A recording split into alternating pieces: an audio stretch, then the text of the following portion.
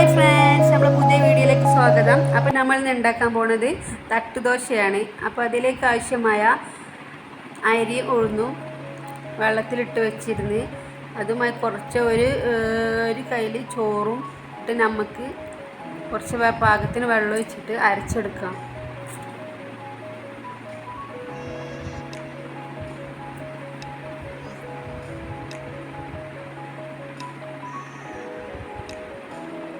അപ്പോൾ നല്ലവണ്ണം അരഞ്ഞിട്ടുണ്ട്.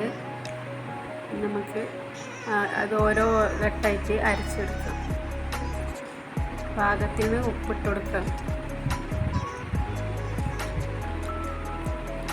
എന്നിട്ട് നല്ലവണ്ണം ഇളക്കി യോജിപ്പിച്ച് നമുക്ക് അടച്ചു വെക്കാം. നമ്മൾ പിറ്റേ ദിവസമാണിത് ചുടുന്നത്. അപ്പോൾ നമ്മളെ മാവ് ഇങ്ങനെ അയക്കുന്നത് നല്ല പൊന്തി വന്നിട്ടുണ്ട്, ബഫി അയക്കുന്നു. നമുക്ക് പാന് വെച്ചിട്ടുണ്ട്, ചൂടാക്കിയെടുക്കാം. നമുക്ക് ദോശ ഓരോന്നായിട്ട് ചുട്ടെടുക്കാം.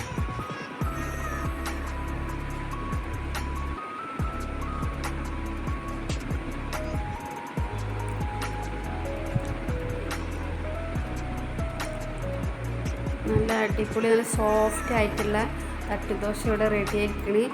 അതിലേക്ക് നമ്മൾ അടിപൊളി ചമ്മന്തി ഉണ്ട്, നല്ല ചട്നി, നല്ല ടേസ്റ്റുള്ള ചട്നിയാണ്. ആ ചട്നീൻ്റെ റെസിപ്പി നമ്മൾ പിന്നീട് വീഡിയോ ഇടാം. എല്ലാവരും ട്രൈ ചെയ്ത് നോക്കണം. നല്ല ടേസ്റ്റാണ് കേട്ടോ.